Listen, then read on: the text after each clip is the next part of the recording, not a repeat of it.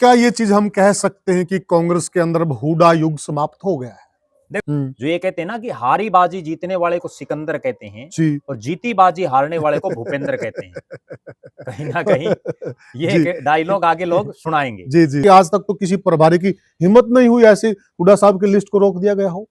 अब दीपक बाबरिया ने उनको ये औकात दिखा दी जी। कि अब तक तो मैंने कोई लिस्ट नहीं रोकी थी। हाँ। अब तक तो आपने कोई लिस्ट भेजी या नहीं भेजी उसका तो कोई प्रमाण है नहीं। बिल्कुल सही। अगर भेजते तो मैं क्यों रोकता। ठीक बात है। लेकिन अब जो आपने ये बात कही, अब आप लिस्ट जारी करो, और अब उसने वीटो कर दिया क्योंकि प्रदेश अध्यक्ष से बड़ा प्रदेश का प्रभारी है। बिल्कुल सही। ये प्रभारी लगाए गए हैं। अगर इनमें इतनी ही ताकत होती, इनमें ज्यादातर तो चले हुए नेता हैं, अगर इतनी ही ताकत होती तो ये पहले जिता देते। पहले तो इनमें से बहुत से प्रभारी थे। ये बहुत कि जिस प्रकार से लिस्ट रोकी गई है जी, तो क्या वो अकेले बाबरिया जी के बुत्ते की बात है जी, या फिर कहीं न कहीं पार्टी संगठन भी इसमें सम्मिलित है?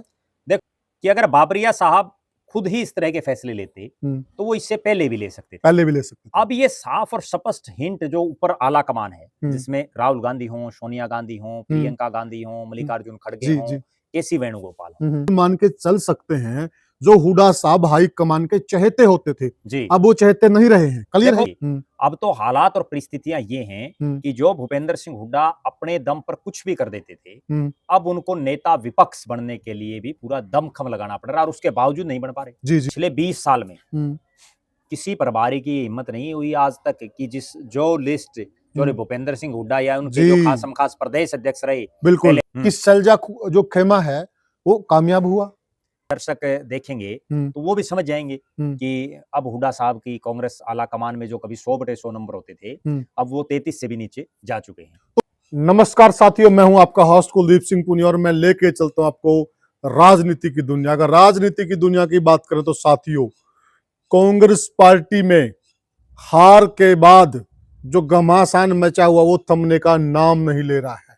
और बड़ी बात क्या हो गई, जिस दीपक सिंह बाबरिया को पिट्ठू बताया जा रहा था हुड्डा साहब का, उसी दीपक बाबरिया ने हुड्डा को उसकी औकात दिखा दी। उदय बान की और हुड्डा साहब ने जो प्रभारियों की लिस्ट बनाई थी, तुरंत प्रभाव से उस लिस्ट को रोक दिया और यह भी संकेत दे दिया कि हुड्डा साहब अब आपकी नहीं चलने वाली है। आप जो मनमानी करते थे उदय भान के जरिए वो अब नहीं होगा, क्योंकि प्रभारी मैं हूं और कहीं न कहीं हार का ठिकरा जब मेरे सिर पर फूट रहा है और जो कि हार के असली जिम्मेदार कोई और हैं, कारण अनेकों हैं, जो असली जिम्मेदार हैं वो स्वीकार नहीं कर रहे हैं, तो आइए खेल को खेल के तरीके से खेलते हैं। तो माजरा क्या है, ये सारी चीज हम जानेंगे वरिष्ठ पत्रकार और राजनीतिक विश्लेषक प्रद्युमन जोशीला जी से। प्रद्युमन भाई राम राम। राम राम जी, सभी दर्शकों को नमस्कार, राम राम। प्रद्युमन भाई, दिन प्रतिदिन कुमारी शैलजा की तरफ से ये आरोप लगाए जाते थे दीपक बाबरिया जी के कि वो तो जैसे हुड्डा साहब कहते वैसे ही करते, वो तो हुड्डा साहब के पिट्ठू हैं। लेकिन इतर यहाँ तो मामला कुछ और ही निकला। जिस प्रकार से इन्होंने ये लिस्ट रोकी, आज तक तो किसी प्रभारी की हिम्मत नहीं हुई ऐसे हुड्डा साहब की लिस्ट को रोक दिया गया हो। देखो, निश्चित रूप से ना केवल कुमारी शैलजा बल्कि हरियाणा प्रदेश के बहुत से कांग्रेसी जी ये समय समय पर ऑफिशियल भी सार्वजनिक रूप से भी आरोप लगाते रहते थे कि दीपक बाबरिया जिस तरह से हुड्डा साहब उनको कहते हैं वैसे ही करते हैं, और इसीलिए इस कांग्रेस का सत्यानाश होता जा रहा है। बिल्कुल सही कहा। वो एक प्रभारी के तरीके से एक न्यूट्रल होकर के काम नहीं कर रहे। ये आरोप उन पर लगातार लग रहे थे जी। और जब विधानसभा के चुनाव में टिकटों का आवंटन हुआ और जिस तरह से टिकटें बटी, उसके बाद ये आरोप और ज्यादा लगने शुरू हो गए कि दीपक बाबरिया ने तो आंखें मीच ली। हाँ। और जैसे जिन जिन के नाम हुड्डा साहब ने चाहे उनको उन्होंने टिकट दिलवाई, जिनकी टिकट कटवानी थी उनकी टिकट कटवाई, 2-2, 3-3 बार के हारे हुए लोगों को टिकटें दिलाई। हाँ। बिल्कुल डम्मी प्रत्याशी भी जिनको चाहा हुड्डा साहब ने, हाँ, उनको वो टिकट दिलाने में कामयाब रहे। और दीपक बाबरिया जी को सांप सूंघ गया, वो कुछ नहीं बोले। बिल्कुल। अब जब 8 तारीख को परिणाम आया और हुड्डा साहब ने जिन लोगों को टिकटें दिलाई उनमें से ज्यादातर चुनाव हार गए। बिल्कुल। उसके बाद असली कहानी का ट्विस्ट आया और हार की जिम्मेदारी कौन ले। दीपक बाबरिया ने, चूंकि उनकी कोई, मैं ये नहीं समझता कि उनका कोई बहुत बड़ा रोल था टिकटों में, बिल्कुल, बल्कि उनका रोल 0 था। क्योंकि वो तो रो पड़े थे हाँ। जब उनकी नहीं चली, और उसके बाद स्वास्थ्य कारणों से वो हॉस्पिटलाइज हो गए थे। और एक और अगर जी। उस दौरान के भी बयान हम देखें बाबरिया जी के, निरंतर इस प्रकार के बयान आते कि जीतने वाले प्रत्याशी को टिकट दी बिल्कुल। जाएगी, सर्वे के आधार पर टिकट दी जाएगी, जो मेहनत कर रहा है उसकी मेहनत को नजरअंदाज नहीं किया जाएगा। बिल्कुल, देखो निश्चित रूप से वो बार-बार कह रहे थे, लेकिन उनकी हुड्डा साहब और उदय भान जी और दीपेंद्र सिंह हुड्डा ने नहीं चलने दी, और उसका हश्र तभी ये आंसू रहा, निकले। बिल्कुल उनके आंसू निकले, और उनका हश्र ये रहा कि कांग्रेस तीसरी बार हार गई, और इस बार तो जीती जाती बाजी को हार गई। जो ये कहते हैं ना कि हारी बाजी जीतने वाले को सिकंदर कहते हैं, जी। और जीती बाजी हारने वाले को भूपेंद्र कहते हैं। कहीं ना कहीं ये डायलॉग आगे लोग सुनाएंगे। जी जी जी। अब जो अगली बात है, हाँ। उसके बाद बाबरिया साहब ने हार की जिम्मेदारी ली जी। और कोई नेता नहीं बोला। हाँ। फिर इस कहानी में असली जो रोचक जब कहानी बनी, वो ये बनी कि उदय भान जी जो प्रदेश के अध्यक्ष हैं, जो खुद लगातार दूसरी बार कांग्रेस की टिकट पर चुनाव हार गए, जी। वो जिम्मेदारी लेना तो दूर हार की, उन्होंने एक बड़ी बात कही जी। कि प्रदेश के प्रभारी दीपक बाबरिया ने पार्टी का संगठन नहीं बनने दिया।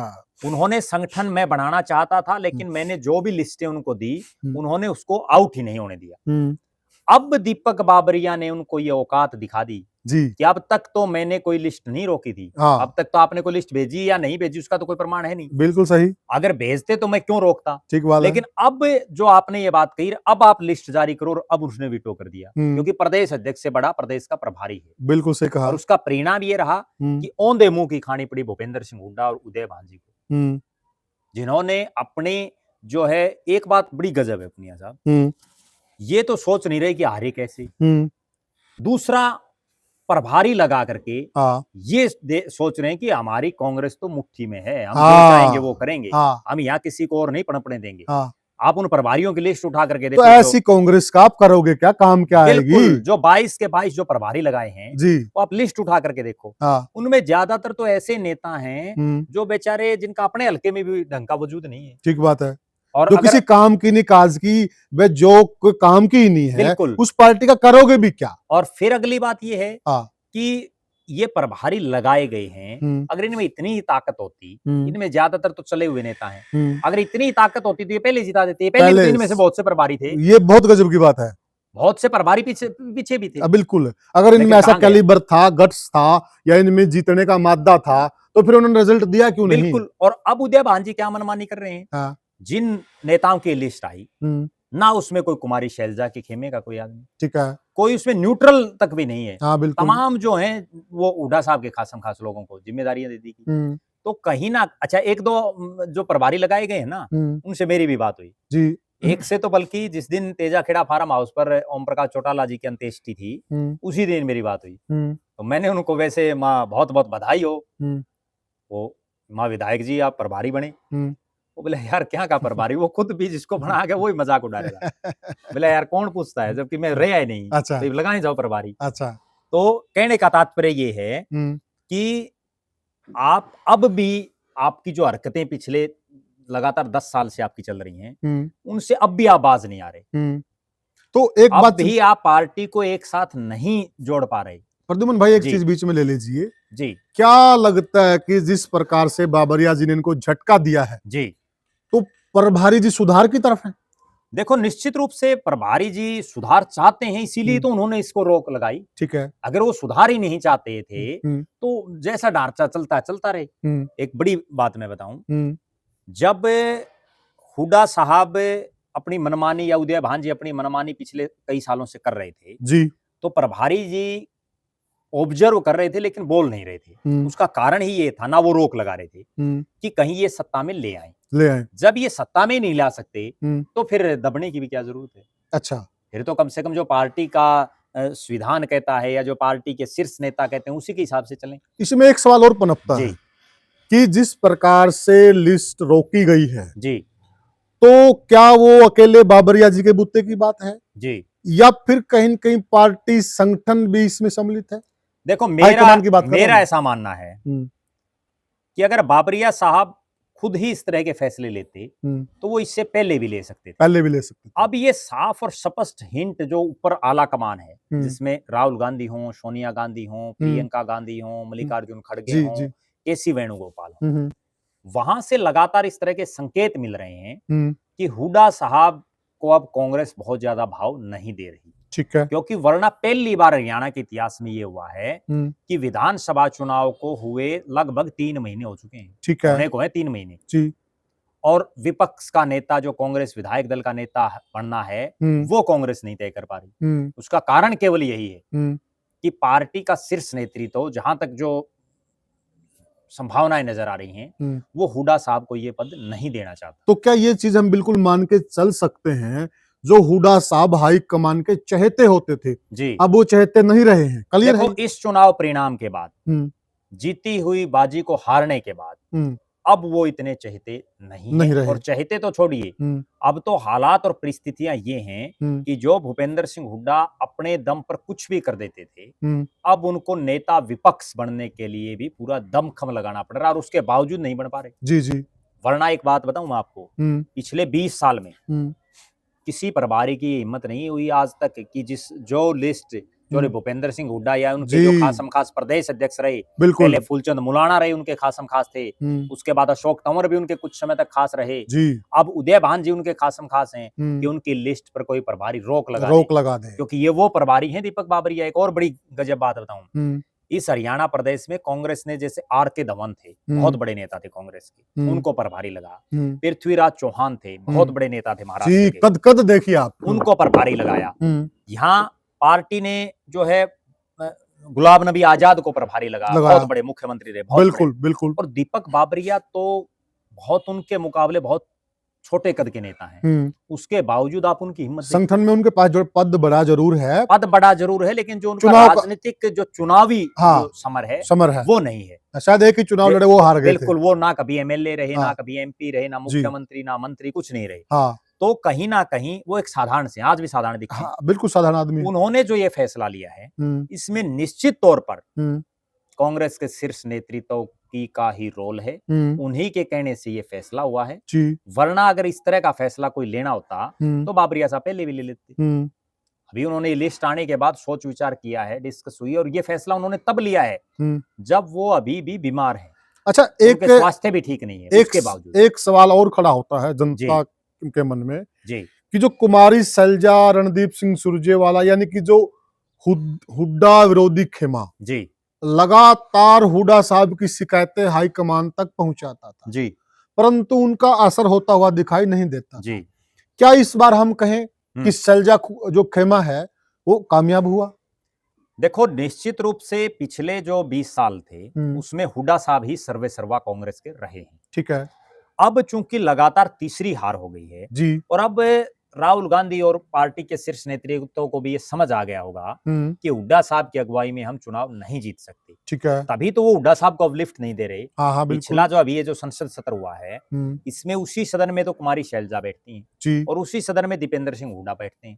दीपेंद्र सिंह हुड्डा भी 5 बार के सांसद हैं, कुमारी शैलजा 6 बार की सांसद होगी, 5 बार लोकसभा की, 1 बार राज्यसभा की। ठीक है। तो उसके बावजूद वो कुमारी शैलजा को ज्यादा लिफ्ट देते हुए दिखाई दिए। हमने बहुत से ऐसे फोटो वीडियो देखे हैं जिसमें, और दर्शकों ने भी देखे होंगे सोशल मीडिया के माध्यम से, जिसमें कुमारी शैलजा बिल्कुल राहुल गांधी के साथ बैठी हुई बगल वाली सीट पर, कांग्रेस की मीटिंगों में, कांग्रेस संसदीय दलों की मीटिंग में, अच्छा, कांग्रेस के एमपीज की मीटिंग में, जबकि दूर दिखाई दे रहे हैं। चाहे ये जो अंबेडकर जी वाला पूरा जो ये एपिसोड था, अमित शाह जी ने जो बोला था, इस मामले में भी आप देख लीजिए, कुमारी शैलजा बिल्कुल फ्रंट रोल पे थी। ठीक है। और दीपेंद्र हुड्डा काफी पीछे थे। तो कहीं ना कहीं और एक फोटो और बड़ा जबरदस्त वायरल हुआ है अभी, जिसमें हुड्डा साहब और राहुल गांधी आपस में मिल रहे हैं, मतलब जिसमें हुड्डा साहब राहुल गांधी से मिलने के लिए गए हैं। अच्छा। और वहां वो इस ढंग से उनसे जो है अपने जो इंटरेक्शन जो होती हैं, वो अगर दर्शक देखेंगे तो वो भी समझ जाएंगे कि अब हुड्डा साहब की कांग्रेस आला कमान में जो कभी 100/100 नंबर होते थे,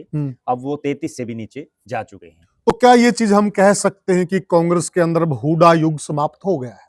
देखो, निश्चित रूप से आज के हालात में, अच्छा, ये बात कहने में कोई अतिशयोक्ति नहीं है कि हुड्डा साहब का जो दौर कांग्रेस में था, जो उनका एक युग था, वो अब खत्म हो चुका है। अब कांग्रेस कोई ना कोई नया अल्टरनेट, नया विकल्प क्या होगा, उस पर ही विचार विमर्श कर रही है। और मुझे ऐसा लग रहा है कि अगले कुछ महीने, अभी हरियाणा को लेकर के कांग्रेस का शीर्ष नेतृत्व तो कोई फैसला नहीं करने वाला। अभी जैसे जो ढर्रा चल रहा है वो ऐसे ही चलेगा, क्योंकि अभी दिल्ली में चुनाव है, तो पूरी जो कांग्रेस की उसकी दिल्ली में ही जो है नजरें रहेंगी, उसके बाद ही हरियाणा में कुछ होगा। हाँ, इसी बीच एक चीज जरूर हो सकती है, जो अभी नगर निगमों के जो नगर निकाय के जो चुनाव आने हैं उसमें पार्टी सिंबल पर चुनाव लड़ती है अच्छा या नहीं लड़ती, क्योंकि बीजेपी तो सिंबल पर लड़ेगी, उसने घोषणा कर दी है और वो पहले भी लड़ती आई है। और अगर अब सिंबल पर चुनाव कांग्रेस ने नहीं लड़ा तो ये उनकी एक और मनोवैज्ञानिक हार होगी, और उसके बाद जिस तरह से और राज्यों में जो कांग्रेस खत्म हो चुकी है, बहुत से राज्यों में वही हालात हरियाणा में इनकी बन जाएगी। जनता में भी गलत संकेत जाएगा। देखो, निश्चित रूप से गया वो जो आदमी चुनाव से हार जीत एक अलग बात है।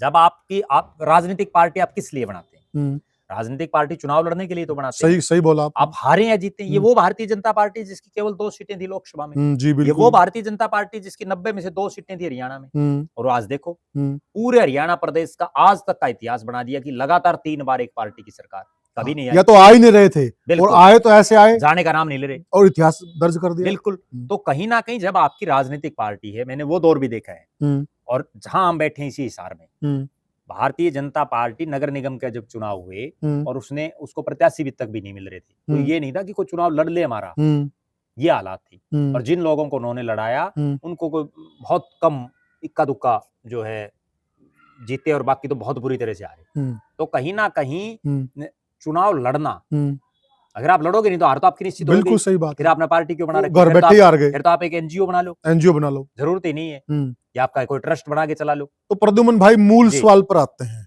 जी। तो जिस प्रकार से बाबरिया जी ने हुड्डा साहब को पटकनी दी है जी, और हुड्डा साहब राजनीति के बड़े धुरंधर खिलाड़ी हैं, इसमें कोई दो राय नहीं जी, ये वो हुड्डा साहब हैं जिसने हरियाणा के बहुत बड़ों को पटकनी दी है। बिल्कुल, चौधरी भजनलाल जी की पीएचडी पाड़ दी, बिल्कुल। और ओम प्रकाश चौटाला जी जो लौह पुरुष हैं, बिल्कुल, उनको भी पटकनी दी और वो जेल के अंदर समय बिताकर आए। बिल्कुल।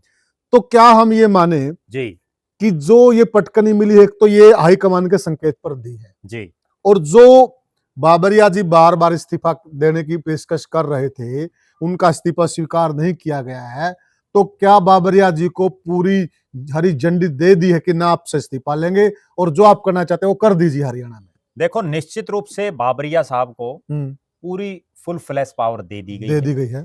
उन्होंने दिल्ली से भी इस्तीफा दिया था, वो दिल्ली और हरियाणा 2 राज्यों के प्रभारी थे। हाँ, दो राज्यों और दिल्ली से जब उन्होंने इस्तीफा दिया तो उनका इस्तीफा मंजूर कर लिया गया, ठीक है। जबकि हरियाणा से जब उन्होंने इस्तीफा दिया तो उनका इस्तीफा मंजूर नहीं किया गया। इसका मतलब ये है कि पार्टी के आला कमान को ये पता है कि बाबरिया साहब तो सही हैं, मेहनती हैं, ये पार्टी के लिए दिन रात मेहनत कर रहे हैं, लेकिन गड़बड़ कहीं और है। और जहां गड़बड़ है अब उनका जो है पार्टी ने धीरे धीरे जो है ऑपरेशन करना शुरू कर दिया है, क्योंकि अब गोली देने से काम नहीं चलेगा। वो ऑपरेशन की प्रक्रिया अब उन्होंने शुरू कर दी है, जिसमें पहला जो है अभियान में पहला जो कदम है वो यही इन्होंने रखा कि जिनको प्रभारी बनाया गया उस लिस्ट को उन्होंने रोक दिया तुरंत प्रभाव से। तो साथियों, ये हमने चर्चा की कि कांग्रेस के अंदर अब हुड्डा युग धीरे धीरे समाप्त हो रहा है। जो लोग इस अपने दिल में या अपने दिमाग में एक वहम पाले बैठे थे, अगर कांग्रेस में जिंदा रहना है, कांग्रेस से चुनाव लड़ना, टिकट लेनी है, तो हुड्डा साहब की हाजिरी बजाइए। ये वीडियो उन लोगों के लिए है, एक बार आप भी सोच लीजिए आप किसकी हाजिरी बजा रहे हैं, क्योंकि संकेत इस प्रकार से मिल रहे हैं कि अब हरियाणा में हुड्डा युग का अंत हो गया है। आप क्या सोचते हैं? एक बात मैं और दर्शकों को साथ में बताऊं जी, कि ये वो कांग्रेस है जिसमें एक नेता का बहुत लंबे समय तक दौर नहीं चलता है। हाँ, यहाँ एक वो समय था जब पंडित भगवत दयाल शर्मा का एक समय था, सही बोले। उसके बाद राव बीरेंद्र सिंह का एक समय था, उसके बाद यहाँ चौधरी बंसीलाल का एक दौर आया, चौधरी भजनलाल जी का एक दौर आया, अब हुड्डा साहब का दौर था, और वो समय अब जा चुका। अब नया किस नेता का दौर आएगा वो आगे समय बताएगा। समय बलवान है और समय के हिसाब से जो इनका एक दौर था उसका पीक आ चुका है। साथियों, आप भी मुगालते में मत रहिएगा, आप हमें कमेंट सेक्शन में जरूर बताइएगा आपको क्या लगता है कि कांग्रेस को अगर सही हाथों में सौंपा जाए तो हरियाणा में वो सही हाथ कौन से हैं, आप बताइएगा हमें। और वीडियो को साथियों ज्यादा शेयर करें, चैनल को सब्सक्राइब करें, लाइक करें साथियों, और फिर मिलेंगे हम किसी और मुद्दे पर। तब तक के लिए साथियों राम राम।